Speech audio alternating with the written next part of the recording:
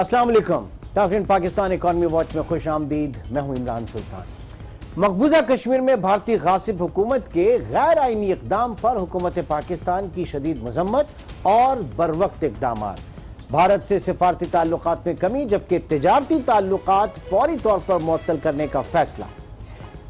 एक जिम्मेदार मुल्क की हैसियत से हम तिजारती फरोग की बात जरूर करते हैं, लेकिन यह तय है कि कौमी मुफाद पर कभी कोई समझौता नहीं होगा। गो कि भारत से हमारे ताल्लुकात सिफारती और तिजारती कभी भी कोई बड़े मिसाली नहीं रहे। ताहम पिछले एक दिहाई का अगर जायजा ले तो इसमें ये ताल्लुकात कुछ ज्यादा ही कशीदा रहे, क्योंकि पाकिस्तान ने हमेशा क़याम अमन की बात की, अमन बराबरी के साथ की बात की, और भारत ने हमारी हर उस कोशिश को सबूताज किया। जाहिर है कि आप पड़ोसी नहीं बदल सकते, और जब जोग्राफियाई हुदूद, जोग्राफियाई सरहदें मिली हो तो तिजारती मफादात की अहमियत अपनी जगह और बढ़ जाती है। इसी तरह पाक भारत बायलैटरल ट्रेड के हवाले से बात करें, पाक भारत बाहमी तिजारत के हवाले से बात करें, तो इसमें भी हम देखते हैं कि दो तरह की चीजें हैं, दो तरह की ट्रेडिंग है इन दोनों ममालिक के दरमियान। एक तो फॉर्मल या दस्तावेजी, और दूसरी इनफॉर्मल या अनडॉक्यूमेंटेड इकॉनमी या अनडॉक्यूमेंटेड ट्रेड इन दोनों मुल्कों के दरमियान। और यकीनी तौर से जो अनडॉक्यूमेंटेड ट्रेड है, जो इनफॉर्मल इकॉनमी है, उसका हजम जो है वो कहीं ज्यादा है, बहुत ज्यादा है। आज के प्रोग्राम में इसी जो है बायलैटरल ट्रेड का जो सिनेरियो है इसके ऊपर हम बात करेंगे, जिसपे बहुत ज़्यादा बात करने की ज़रूरत भी है। और इस वक्त हम देख रहे हैं कि जो हालात जिस चल रहे हैं, जो मोदी हुकूमत है भारत में, वो ये तमाम तर जो मिस एडवेंचर वो कश्मीर में कर रहा है, उसको खुद अपनी ही बड़ी उसकी कीमत भी अदा करनी पड़ रही है। आपको बताता चलूं कि पिछले 6 माह के दौरान रिजर्व बैंक ऑफ इंडिया ने 3 मरतबा भारत की जो फोरकास्ट है, जो जीडीपी ग्रोथ फोरकास्ट है, उसमें कमी की है। सबसे पहले फरवरी 2019 में 7.4% जो है उन्होंने जो है वो उसको फोरकास्ट किया था कि इनकी ग्रोथ होगी। देन उसके बाद अप्रैल में उसको 7.2 रिवाइज किया, फिर मजीद जून में नीचे आए 7% पे, और अब जो है रिजर्व बैंक ऑफ इंडिया ने उसे 6.9%, अगस्त में जो है वो 6.9% ग्रोथ से ताबीर किया कि 6.9% जो है उसकी ग्रोथ रहेगी। और इंडियन ही अगर ऑटो सेक्टर वहां पे उनकी मईशत के हवाले से इस वक्त बात करें तो मैं आपको बताता चलूं कि इंतहाई बुरा हाल है वहां पे सनतों का, स्पेशली ऑटो सेक्टर। जो टाटा बहुत बड़ा वहां का ग्रुप है, मैं उसके हवाले से कुछ चीजें आपके सामने बताना चाहता हूं कि तकरीबन पिछले 11 महीने से ओवरऑल जो ऑटो सेक्टर है इंडियन इंडस्ट्री का, वो मुसलसल जो है खसारे में है। और ये खसारा नहीं है, तारीखी खसारा जो है इस वक्त वहाँ की इंडस्ट्रीज को देखना पड़ रहा है। और वजह उसकी जाहिर है कि वहाँ पे जो है बहुत सारे इश्यूज हैं, मल्टीपल इश्यूज हैं। गवर्नमेंट जो है वो लगी हुई है इन तमाम चीज़ों में, और जो असल बुनियादी काम है जो मुआशी फ़रोग के लिए होते हैं वो उसके ऊपर उसकी वो तवज्जो नहीं है। यही वजह है कि हम देख रहे हैं कि भारतीय मईशत जो है वो बहुत ज़्यादा गिरावट का भी शिकार है। आज के प्रोग्राम में इन तमाम चीज़ों को हम डिस्कस करेंगे। अपने पैनल का आपसे जो है वो तारुफ कराता चलूँ। ज़ुबैर मोतीवाला साहब, साबिक chairman Sindh board of investment, इन्होंने कराची DSNG लिंक से हमें ज्वाइन किया है। ज़ुबैर साहब बहुत बहुत शुक्रिया हमें ज्वाइन करने का। Ali Khizar Aslam, head of research business academy, भी टेलीफोन लाइन पे हमारे साथ मौजूद होंगे। और कराची ही स्टूडियो में असद अली शाह साहब भी हमें ज्वाइन करेंगे, माहिर मालियाती अमूर। ज़ुबैर साहब आपकी तरफ आता हूं। एक ज्वाइंट आपका Pakistan Afghanistan joint chamber of commerce and industry एक प्लेटफॉर्म है, उसकी जब आप बात करते हैं तो जब अब आप खित्ते में आप देखते हैं कि भारत की और पाकिस्तान के जो ताल्लुकात हैं जो कभी भी उस तरह से मिसाली नहीं रहे जो रहने चाहिए थे। नाउ क्या देखा जाता है, क्योंकि पाकिस्तान जब हम बात करते हैं तिजारती फरोग की और फिर वहां से इस तरह की कोशिशें होती हैं तो कितना डैमेज होता है, पूरा रीजन कितना डैमेज होता है इससे। जुबैर साहब देखिए जी, जब पाकिस्तान इंडिया के जो बायलैटरल रिलेशंस हैं वो सबको पता है, मतलब कोई नई बात नहीं है। बहुत ज़माने से जो है ना, ये हम कभी भी कंफर्टेबल लेवल पे कभी भी नहीं रहे। हमने 3 जंगें लड़ी हैं इंडिया के साथ, तो मतलब उसको कुछ और बात करने की तो ज़रूरत ही नहीं। और अब जो इंडिया में हो रहा है, और हम जो आज़ाद हुए हैं, सबसे पहली बात तो हम ये बात अच्छी तरह समझते हैं कि जब हम आज़ादी की जब हम बात करते हैं तो हम किससे आज़ाद हुए हैं? हम आज़ाद हुए हैं अंग्रेज़ों के तसल्लुत से, और साथ ही साथ हम अपना एक ममलिकत हमारी अपनी, जहां हम आज़ादाना अपनी जो है ना इस्लाम को, अपने मज़हब की पैरवी कर सकें, उसके लिए हमने आज़ादी ली और आज़ादी मांगी। ये तो इसका एक बैकग्राउंड है। लेकिन अगर आप इसको देखें कि इसी प्रोसेस के अंदर जो अंग्रेज़ों ने जो इसका डिवीज़न किया, उसमें प्रॉब्लम ये हुआ कि जो मेजॉरिटी मुस्लिम डोमिनेटेड एरिया होंगे वो पाकिस्तान में आएंगे, और जो हिंदू डोमिनेटेड ज़ाहिर है स्कैटर्ड लोग रहते थे। तो जब आज हम इसका मुआवजा करते हैं तो 30 करोड़ से ज़्यादा मुसलमान पाकिस्तान में रहते हैं, वो इंडिया में रहते हैं। उनके साथ हमारा एक मजहबी रिश्ता भी है, और हमारे उनके वैसे भी जो है ना हम बहुत सारे रिश्तों में उनके साथ मुंसलिक होते हैं। हमको उनकी फिक्र भी है मुस्लिम उम्मा की हैसियत से, तो हम उसकी भी फिक्र करते हैं। आज जो इंडिया में हो रहा है इसको हम हर तरह से कंडेम करते हैं। देखिए जी, आप ये जो बिजनेस की बात कर रहे हैं, उससे पहले मैं एक बात ये करना चाहता हूँ कि जो इंडिया में हो रहा है इसको हम पूरी तरह से कंडेम करते हैं। हम पहले मुसलमान और पाकिस्तानी हैं, इसके बाद बिजनेसमैन हैं। तो जो ये बात बिल्कुल सीधी है कि जो आज हमारे साथ जो होगा इंडिया में जो हो रहा है हमारे मुसलमान भाइयों के साथ, हम उसको कम है। और कश्मीर में और इंडिया में भी हो रहा है। आपको पता है इंडिया में जो लिंचिंग हो रही है, आपको रोजाना आ रहा है कि मुसलमानों को पकड़ते हैं। हरियाणा में आप देखें, उन्होंने ये कहा है कि हम एक मुसलमान नहीं छोड़ेंगे। तो ये सारे मुसलमानों को जो इस वक्त जो मोदी सरकार ने जो इस वक्त जो उनके साथ रवैया है, और कश्मीर में बिलखुसूस और बिलुमूम पूरे इंडिया में ऐसा हो रहा है, हमें रोजाना की इत्तलात हैं। तो मैं ये कहता हूं कि ये सब बातों के साथ जब हम बात करते हैं, जब बायलैटरल रिलेशन की, ट्राइलैटरल रिलेशन की, तो इससे पहले भी जब हमारे हालात इतने खराब नहीं थे, और जब ये टेबल के ऊपर ये टॉपिक आता था, ये एजेंडा आता था कि जी आप अफगानिस्तान को आप अलाउ करें थ्रू वागा, थ्रू लैंड लाइन, जो है ना हम अटारी के साथ, वो हर वक्त मांगते हैं कि अटारी को हमको जो है ना अफगानिस्तान को अटारी के थ्रू जो है ना इंडिया के अंदर एक्सेस दें। जब ये हमारे तक ये बात आती थी as a private sector, as a Pakistani, तो हम उनसे ये कहते थे कि जब हमारे बायलैटरल रिलेशन अभी ठीक नहीं है तो हम ट्राइलैटरल रिलेशंस में कैसे एंटर हो सकते हैं। हम उनको जेनेवा कन्वेंशन के तहत और यूएन चार्टर के हिसाब से हम उनको एक्सेस देते थे कि भाई थर्ड कंट्री एक्सेस है। तो उनका सिर्फ प्रॉब्लम ये है कि वागा में आकर अपना सामान उतारें और वो सामान इंडियन साइड पे खड़ी हुई ट्रक के अंदर लोड हो और वो वहां से चला जाए, ये फैसिलिटी। लेकिन आज प्रॉब्लम यह है कि हम उनके साथ बायलैटरल ट्रेड को सस्पेंड कर रहे हैं। ये हमारी कौमी असेंबली का जॉइंट हाउस का फैसला है, और हम इस फैसले को 100% तस्लीम करते हैं। उसके बहुत सारे इसके अंदर प्रॉब्लम्स हैं, बहुत सारी इसके अंदर ऐसी बातें हैं जो हम जिसके अंदर हम इसको डिस्कस जरूर करना चाहते हैं। हम उसको लेकिन बॉटम लाइन पे ये सर बॉटम लाइन पे ये कि नेशनल इंटरेस्ट के पे कभी भी समझौता नहीं करेंगे। ठीक है, जो कुर्बानी है हम देंगे, लेकिन नेशनल इंटरेस्ट के ऊपर, कश्मीर के ऊपर कोई जो है वो सौदा नहीं होगा, कोई समझौता नहीं होगा। असद अली शाह साहब ने भी बिल्कुल। शाह साहब, बहुत शुक्रिया हमें ज्वाइन करने का। जो इस वक्त सूरत हाल है कश्मीर में, इंडिया और इंडियन फोर्सेस जो वहां पे कुछ कर रही हैं, मोदी गवर्नमेंट जो है खुद भारत के लिए इस वक्त कितनी खतरनाक है, भारतीय बका के लिए, उनकी मुआशी इस्तेहकाम के लिए कितनी खतरनाक है, और जाहिर के रीजन के लिए वो कितनी खतरनाक है। Your opening comment sir.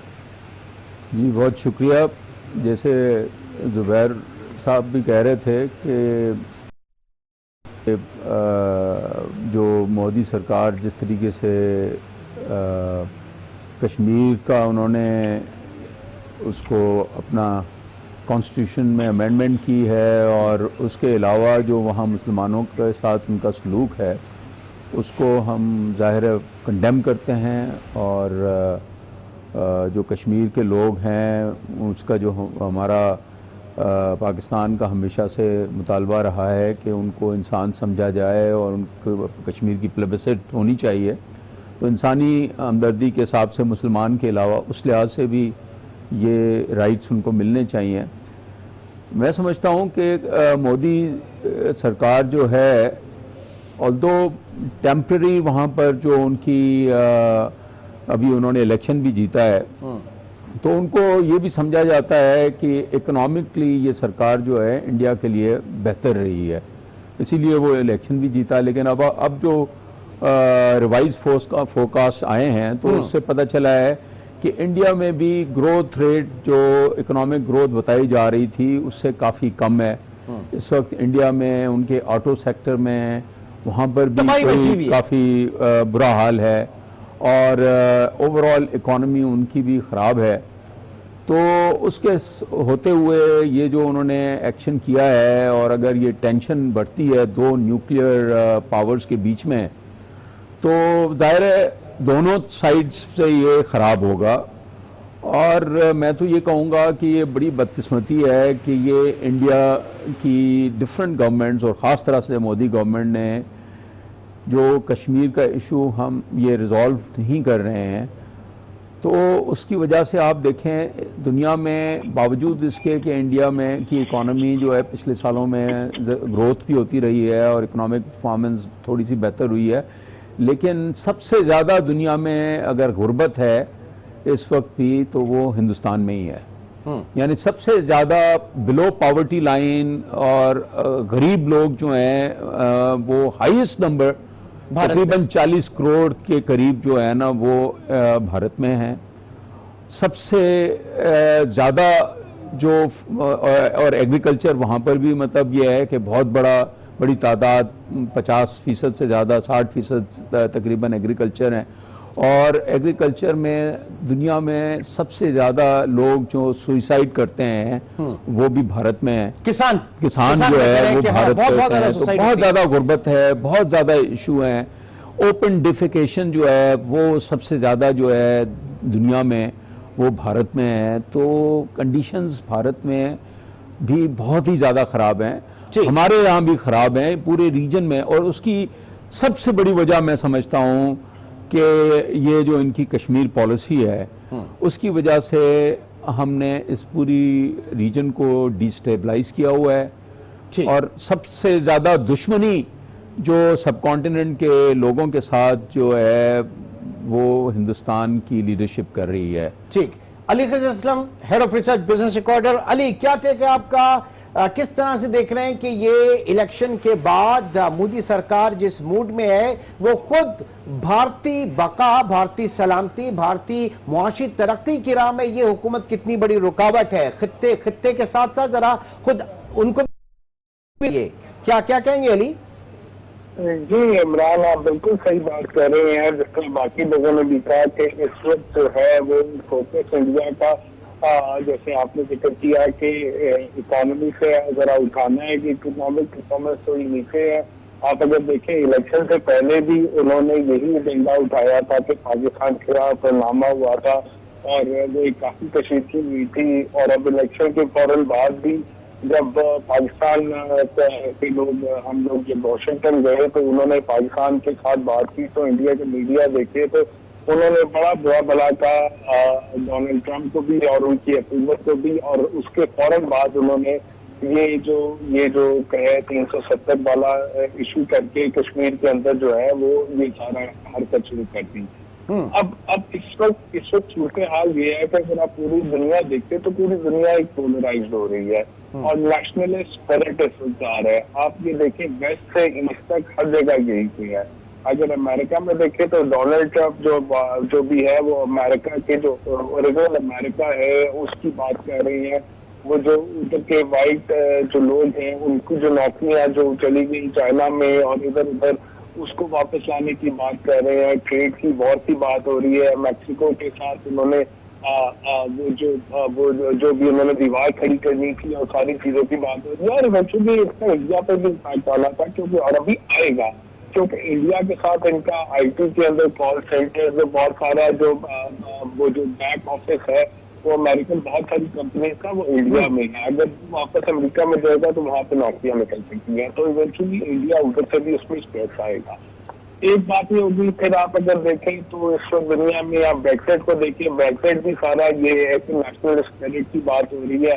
अब कनाडा में भी देखें अगले इलेक्शन के बाद वो जो नई आएगी गवर्नमेंट वो भी कहते हैं कि वो नेशनलिस्ट होगी। और यूरोप में कई ममालिक में टर्की में देखें तो दुकान बड़े सीमेंटेड है। आप रशिया में देखें ट्विटर है, पाकिस्तान में देखें तो ये इमरान खान, और ये भी एक वही सूरत हाल है। तो एक वर्ल्ड ऑर्डर चेंज हो रहा है, एक वर्ल्ड ऑर्डर चेंज हो रहा है। तो ग्लोबलाइजेशन की जो सारी बात हुई थी उसे सुपर की अब नेशनलाइजेशन की तरफ आ रही है। तो जब नेशनलिस्ट इंटरेस्ट आते हैं तो उसमें इस तरह के एक्सट्रीम एक्शन भी होते हैं। और अगर मोदी सरकार को देखें तो ये बीजेपी तो एक पुराना हिंदू नेशनलिस्ट के ऊपर हमारी, अगर आज आप 47 के अंदर पाकिस्तान जब अलग हुआ था तो उसकी बुनियादी वजह भी देखे कि सिर्फ अंग्रेजों से अलग नहीं होना था, हिंदुओं से भी होना था। एक सारी एक दुनिया की कहानी है जिसमें हम समेट के इधर आ रहे हैं। अब अगर आते हैं कि पाकिस्तान इंडिया के ताल्लुकात खराब कश्मीर से हमारी इकोनॉमी पे क्या फर्क पड़ेगा, तो अगर हम दुनिया में देखते तो हम बड़े अच्छे से कह रहे हैं कि पाकिस्तान और इंडिया, ये जो पूरा रीजन है, जो सार्क का रीजन है, इसका इकोनॉमिक पोटेंशियल जो है वो बड़ा अनटैप्ड है।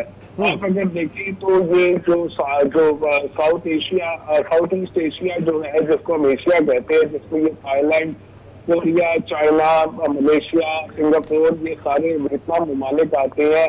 तो इनकी जब ट्रेड आपस में खुली तो ये उससे बहुत ज्यादा फर्क हुआ था। ठीक है अली, आपके पॉइंट को रखता हूं मैं यहाँ पे। अनटैप्ड पोटेंशियल है साउथ सार्क कंट्रीज में भी। अगर देख लें बायलैटरल ट्रेड इंडिया पाकिस्तान के दरमियान, जुबैर साहब, इस वक्त जो दोनों चीजें फॉर्मल और इनफॉर्मल ट्रेड, फॉर्मल ने तो वो तकरीबन $2 बिलियन है दोनों ममालिक के दरमियान। कोई 70-80 करोड़ जो है वो पाकिस्तानी एक्सपोर्ट है, बाकी रेस्ट ऑफ 1-1.5 अरब की इंडियन ट्रेड है। इनफॉर्मल का क्वांटम बहुत ज्यादा है, $4.7 बिलियन के करीब है, और उसमें 4 अरब के करीब जो है वो इंडियन एक्सेस है। उनका एक्सेस ज्यादा, नुकसान भी उनका ज्यादा होगा। डेफिनेटली जी, उसमें तो कोई बात ही नहीं है। We are a smaller market, they are a larger market. और सबसे बड़ी बात यह है कि जब हम इंपोर्ट इंडिया से करते हैं तो हम वो आइटम्स इंपोर्ट करते हैं जो हमारे रॉ मटेरियल्स हैं। देखिए जैसे टेक्सटाइल के अंदर बहुत सारा इंपोर्ट होता है, डाइज, केमिकल्स, ये सारी चीजें जो है ना हम इंडिया से इंपोर्ट करते हैं, तो उसके अंदर उनका बहुत भारी नुकसान होगा, उसमें कोई दो बातें नहीं है। और एक बड़ी मंडी है कि इनफॉर्मल या फॉर्मल, ये जो इंडिया से जो भी गुड्स आती हैं जो पाकिस्तान में बिक रही हैं, वो सारी की सारी जो है ना इंडिया उससे महरूम होगा, जो कि अपने कारोबार में कोई बहुत बड़ा चंक नहीं होगा, but it will send a message across कि देखें जी जो मुल्क ने उनके साथ बायलैटरल रिलेशंस को जो है ना उन्होंने तोड़ लिया, यानी इस कदर उनको जो है ना ये नुकसान पहुंचाया उन्होंने। और जो हमारी उन्होंने दिलाजारी की है और जिस तरह से हमारे साथ उनका जो रवैया है और जिस तरह से हम बात करते हैं, हम अमेरिका में जब जाते हैं तो हमारा वजीर आजम ये बात करता है कि जी हम जो है ना पड़ोस के साथ अच्छे ताल्लुकात रखना चाहते हैं, और वो ऑफर करता है कि जी ठीक है जी, मैं उसके अंदर as an arbitrator I will work into this, मैं मीडिएट करेंगे और हम दोनों को करेंगे। और मुझे मोदी साहब ने कहा भी है, फिर वही भारत दूसरे दिन जो है ना फिर जाता है कि हमने कभी कहा ही नहीं है ट्रंप को, फिर उनकी फॉरेन ऑफिस खुलासा देती है कि नहीं जी उन्होंने हमसे कहा है और हमने जब बात की है। तो ये जो बातें हैं ये सारी है कि ये टेम्परेरी डिसीजंस लेते हैं, टेम्परेरी आगे बढ़ जाते हैं। और जो इन बातों से अगर मुआवजा करें तो क्या स्टेट ऑफ माइंड है प्राइम मिनिस्टर ऑफ इंडिया का, ये हमारी समझ में नहीं आता। अगर आज आप उनके खिलाफ हमको छोड़ दें 2 मिनट के लिए, हम इंडिया में क्या हो रहा है उसको आप देखें कि सुप्रीम कोर्ट के अंदर रिट हुई है कि 370 जो इनके कॉन्स्टिट्यूशन की जो क्लॉज है उसके अगेंस्ट हुई है, और वो क्लॉज को, वो परमानेंट क्लॉज है, उसको वो रिमूव थ्रू पार्लियामेंट नहीं कर सकते। जो मैंने पढ़ा उसके अंदर अभी जो आया है जो इनके इंडिया टुडे में या किसी इनके अखबार में कि ये रिट हुई है और सुप्रीम कोर्ट ऑफ इंडिया ने उसको हियरिंग के लिए कबूल किया है। तो मैं ये समझता हूं, मेरा अपना मानना तो ये, जब मैं इसको पूरी खबर पढ़ी, आपके साथ शायद तो शेयर नहीं हो सकती, उसके अंदर उनका कहना यह है कि रिट मंजूर हो जाएगी और ये जो 370 को जो उन्होंने डिसलॉज किया है ये वापस अपनी जगह पर आएगी, क्योंकि ये पार्लियामेंट के इख्तियार से शायद कोई बाहर है और उनके पास वो रिट उनको रिट हियरिंग के लिए आई है। तो मेरा मकसद ये है कि ये सारी चीजें अगर ये कर रहे हैं, एक तरफ हम दोस्ती का हाथ बढ़ा रहे हैं, दूसरी तरफ जो है ये इस तरह का काम करते हैं, तो मेरी समझ में नहीं आता कि बायलैटरल रिलेशंस फॉर बिजनेस और bilateral relation between the 2 countries होना क्या चाहिए था। होना ये चाहिए था, मैं तो समझता हूं कि अगर आप यूरोप को देखें तो 54% of the trade is among the European union.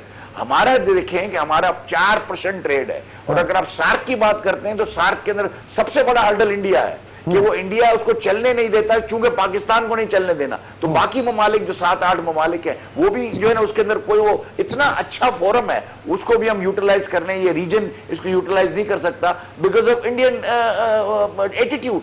तो ये जो है ना, ये सारी चीजें अगर हम देखें, अगर दुनिया बैठी है, इंडिया के अंदर भी अच्छे लोग हैं, वो इंशाअल्लाह ताला इसके ऊपर जब तबसरे करेंगे तो पाकिस्तान का मौक़िफ़ इंशाअल्लाह ताला सही प्रूफ होगा।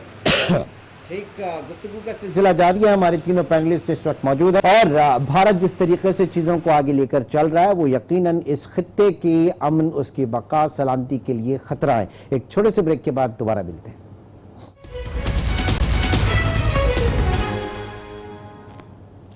Welcome back. जुबैर साहब, जरा MFN स्टेटस के हवाले से बताइएगा। इंडिया ने पाकिस्तान को मोस्ट फेवर्ड नेशन का स्टेटस दिया हुआ था, हमने उनको वो स्टेटस नहीं दिया। दो कि उन्होंने जो हमें स्टेटस दिया हुआ था उसके बावजूद भी पाकिस्तान की जो एक्सपोर्ट्स थी उनको इंडिया में एक्सेस नहीं मिला। वहां पे नॉन टैरिफ बैरियर्स वगैरह उन्होंने बहुत ज्यादा लगाए हुए थे। थोड़ा जरा इसके ऊपर रोशनी डालिएगा, फिर जरा डिस्कशन को आगे लेके चलते हैं। मैं जो हूं ना, वो सबसे बेहतर पर्सन हूं इस बात का जवाब देने के लिए। बिल्कुल, इसीलिए मैंने आपसे पूछा। गए थे, हाँ हाँ हाँ, मैं इंडिया डेलीगेशन वहां लेके गए थे, तो वहां जो ना कैमरों का जब में गफीर होता था वो एक ही सवाल करते थे कि आपने हमें MFN नहीं दिया, आपने हमको दे दिया।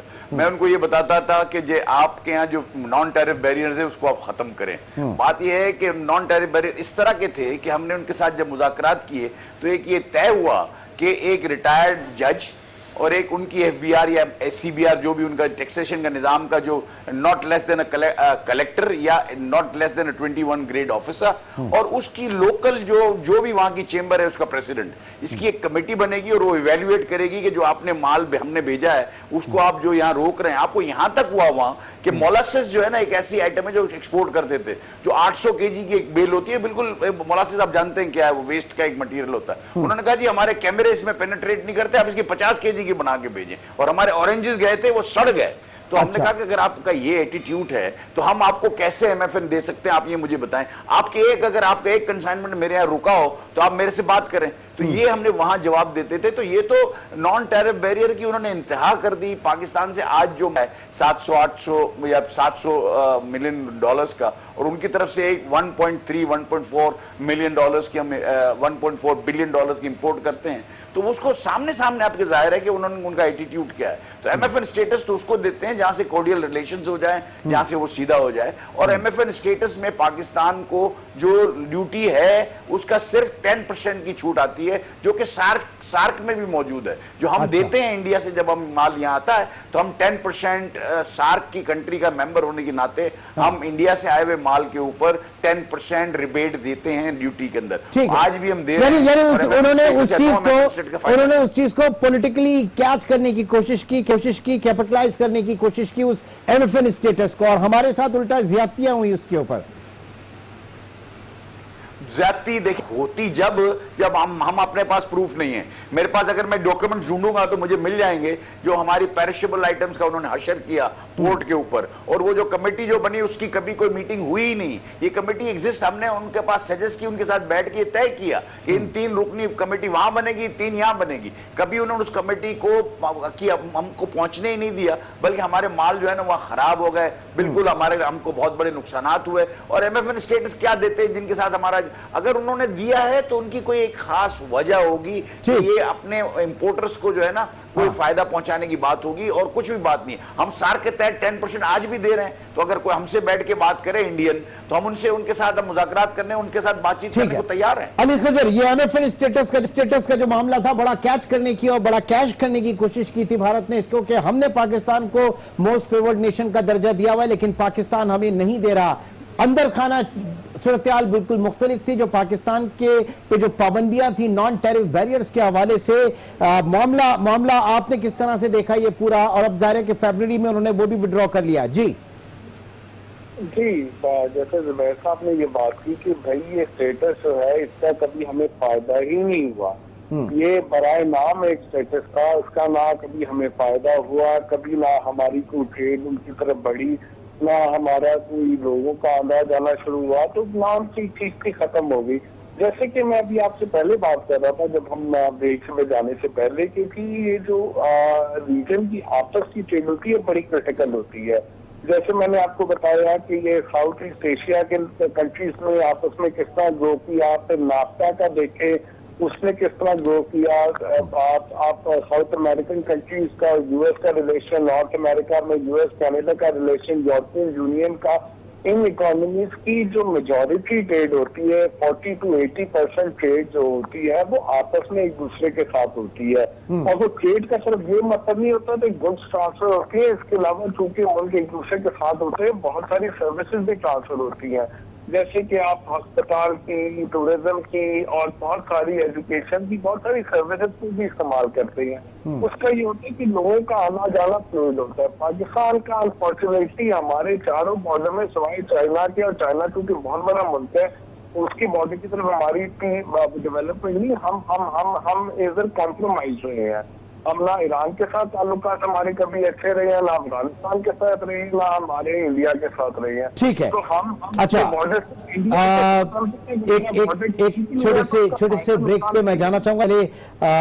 असद अली शाह साहब, जो रीजनल ट्रेड जिसकी बात की जा रही है स्पेसिफिक इंडिया पाकिस्तान को लेके, कितना पोटेंशियल, कितना आप समझते हैं कि हालांकि नंबर्स में तो वो सिर्फ 2 अरब डॉलर जी, इस वक्त जो फॉर्मल है, जैसे आप कह रहे हैं कि $2 बिलियन के करीब, $2-3 बिलियन, ये भी मैं बताऊं कि जो हमारी एक्सपोर्ट है $700 मिलियन, उसमें 2 बड़े आइटम्स हैं। एक तो सीमेंट, अब पता नहीं सीमेंट जा रहा है कि नहीं, और फ्रूट्स में सबसे ज्यादा जो है वो मेरा डिस्ट्रिक्ट जो है ना खैरपुर, वहां से ड्राई डेट्स जो हैं वो सारी इंडिया जाती हैं। और उस पर उन्होंने एज इट इज जो है, ये जो पलवाना के बाद जो है 200% ड्यूटी वैसे ही लगाई हुई है। अच्छा, तो वो बहुत ही इम्पैक्ट वहाँ पर हुआ है। तो मैं ये कहना चाहूँगा कि ये रीजनल ट्रेड एक अकॉर्डिंग टू वन स्टडी जो हमारी $2 बिलियन है, वर्ल्ड बैंक की शायद एक स्टडी थी, कि ये immediately in very short term this can go up to nearly $37 billion. 37 billion dollar. अच्छा। जी, इतना पोटेंशियल है ट्रेड के।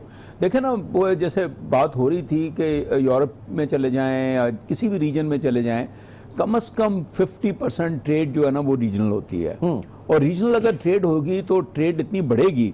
अगर हमारी एक्सपोर्ट जो है अगर 24-25 बिलियन डॉलर है, तो मैं समझता हूं कि कम से कम $10 बिलियन वो बढ़ सकती है। इसी तरीके से हमारी जो इम्पोर्ट है वो अगर हम $50 बिलियन, $60 बिलियन इंपोर्ट कर रहे हैं, तो हम उसको मतलब उसमें से $20 बिलियन शायद $15 बिलियन पे हम इंपोर्ट कर लें, अपनी भी रिड्यूस कर सकते हैं। सही, मतलब ये है कि कम से कम 37 एक according to one study $40 billion हमारी ट्रेड हो सकती है। लेकिन सबसे बड़ा मसला जो है फिर वही एटीट्यूड। एग्जैक्टली, जब तक कि ये एक इतना बड़ा इशू जब तक ये रिजॉल्व नहीं होगा तब तक ये नहीं हो सकती। और इट इज़ वेरी अनफॉर्चुनेट कि बजाय इसके कि उसको रिजॉल्व करते और सब कॉन्टिनेंट के लोगों को फ़ायदा पहुंचाते, इसको फर्दर ये आर्टिकल 370 जो इन्होंने किया है उससे फर्दर कॉम्प्लिकेट किया है, तो ये बहुत ही अनफॉर्चुनेट है। ठीक, इससे पहले नाज़रीन, हम जब हमेशा सीपैक के हवाले से, और सीपैक में हमने देखा कि जो रीजनल कनेक्टिविटी की जो मिसाल है वो सीपैक का मॉडल सबसे ज्यादा अहम और वाइब्रेंट है। मैं जिक्र करूंगा कुछ उस 1-8 साल पहले की, कि उस वक्त टाइम्स ऑफ इंडिया और वहां पे द हिंदू जो है उसमें बाकायदा एडिटोरियल्स और आर्टिकल उसमें आए, और उन्होंने समझाने की कोशिश की इंडियन हुकूमत को कि जाओ और सीपैक को ज्वाइन करो ताकि भारत का भी इसमें जो है वो फायदा हो। इस पे हमारे पैनल का क्या कहना है, एक छोटे से ब्रेक के बाद इस चीज को उनके सामने रखता हूं। Welcome back. जुबैर मोतीवाला साहब, खुद भारत में एक प्रोग्रेसिव सेगमेंट ऐसा भी है जिसने बाकायदा इसके ऊपर बात की कि सीपैक को इंडिया को ज्वाइन करना चाहिए, रीजनल कनेक्टिविटी में अपना हिस्सा डालना चाहिए और इससे फायदा उठाना चाहिए। क्या कहेंगे आप, कहां गई वो सोच फिर अब? देखिए जी, ये बात करनी, मेरा ख्याल है कि हमको पहले ये समझना चाहिए कि इंडिया की जो पॉलिटिक्स है वो क्या है। इंडिया की पॉलिटिक्स बेस करती है एंटाई पाकिस्तान के ऊपर। वो एंटाई पाकिस्तान का स्लोगन लेके चलते हैं, एंटाई पाकिस्तान की बात करते हैं। जहां पाकिस्तान को कोई फायदा होने वाली बात हो, अगर वहां का कोई पॉलिटिशियन वो बात कर ले, तो वहां के जो एक्सट्रीमिस्ट हैं वो बाहर निकल आते हैं कि ये बात कैसे हुई है, कैसे आपने की। तो ये बात करनी कि रीजनल इंडिया इस बात को समझता ही नहीं कि हमारी रीजनल कनेक्टिविटी क्या चीज़ है और रीजन के अंदर देखिए सिर्फ इंडिया के नहीं करने से हम ये जो अभी कोई साहब बात कर रहे थे कि हमारे ईरान से भी ताल्लुकात ठीक नहीं है, अफगानिस्तान से भी ठीक नहीं है, तो मैं आपको बताता हूँ इंडिया में और पाकिस्तान, अफगानिस्तान और ईरान के साथ हमारे ताल्लुकात क्यों ठीक नहीं है, उसमें इंडिया का कितना किरदार है। आप बताएं अफगानिस्तान इतना छोटा सा मुल्क है, उसमें 32 कॉन्सुलेट या रिप्रेजेंटेटिव इंडिया की ऑफिसेज हैं, वो हर बात में फ्रेट सब्सिडी दे रहे हैं, वो हेल्थ के अंदर सब्सिडी दे रहे हैं, वो अराइवल पे वीजा दे रहे हैं अफगानीज को 2 साल और 5 साल का, फिर इंडिया के अंदर चाबहार को बिल्ड करने में पूरी मदद कर रहे हैं। उसके बाद जब पहला जहाज जब लंगरअंदाज होता है चाबहार पे, जो कि एक्चुअली पाकिस्तान के पोर्ट्स को डिप्राइव करेगा, उसके ऊपर वो जब होता है तो वहां उनकी फॉरेन मिनिस्टर मौजूद होती है और उसकी इनॉग्रेशन के अंदर, और सारा रास्ता जो है ना अफगानिस्तान को जाता है चाबहार से। ये ऑल्टरनेट है पाकिस्तान पोर्ट का, जो कि हमारा 1200 किलोमीटर है, वो 1800 किलोमीटर है, वो महंगा रहेगा, डिस्टेंस भी ज्यादा है, लेकिन इंडिया अपनी पूरी कोशिश करता है अफगानिस्तान को सब्सिडी के ऊपर। इवन उन्होंने गेहूं का आटा बाय एयर लिफ्ट करके वहां भेजा। तो ये सारी बातें अगर आप देखें तो हमको सही कह रहे हैं सर, पैदा करने वाले कौन है? वक्त की कमी जो है यहाँ पे आ रही है। रॉ और एनडीएस जाहिर है कि वो एक जहां पे उनका वार चलता है वो चलाते हैं, इंडियन जो है वो जहां पे वार उसका चलता है वो चला रहा है। जी बिल्कुल सही बात है। जुबैर भी साहब भी जैसे कह रहे थे, ये बहुत ही बदकिस्मती सी की बात है। अब उसको क्या किया जा सकता है? ये लगता यही है कि ये इंडियन जो माइंडसेट है वो एंटी पाकिस्तान जो पॉलिटिक्स है वो अभी फोर्सिबल फ्यूचर में लगता है कि वो चेंज नहीं होगी। लेकिन मैं समझता हूँ कि पाकिस्तान को जो है एक ओपन और ऑब्जेक्टिव पॉलिसी हमें कंटिन्यू करनी चाहिए, क्योंकि अल्टीमेटली देखें हमें कश्मीर का मसला सेटल करना बहुत ज़रूरी है और उससे सबको फ़ायदा होगा। ये हमारा जो मैसेजिंग है दुनिया को जो है यही होनी चाहिए कि we want peace, we want prosperity for the entire subcontinent. और उसके साथ जो है मेरे ख्याल में नियर टर्म में जाहिर है लगता तो नहीं है कि वो चेंज होगा, तो हमें लेकिन हमें जो है जरा इंपोर्ट सब्स्टिट्यूशन की तरह हम अपने हाउस को ऑर्डर में कर लें, हम अपनी मईशत को ऑर्डर में कर लें, और वो तमाम चीजें जो हम सख्त इकदाम, सख्त कड़े फैसले पाकिस्तान की बका, सलामती और मौशी इस्तेहकाम के लिए ले सकते हैं, उसमें हुकूमत के साथ आगे चले। बहुत बहुत शुक्रिया अली खिजर असलम, असद अली शाह और जुबैर मोतीवाला साहब, आप तीनों हज़रात प्रोग्राम में शरीक रहे। नाज़रीन इंशाअल्लाह आपसे कल मुलाकात होगी। अपना बहुत ख्याल रखिएगा। अल्लाह।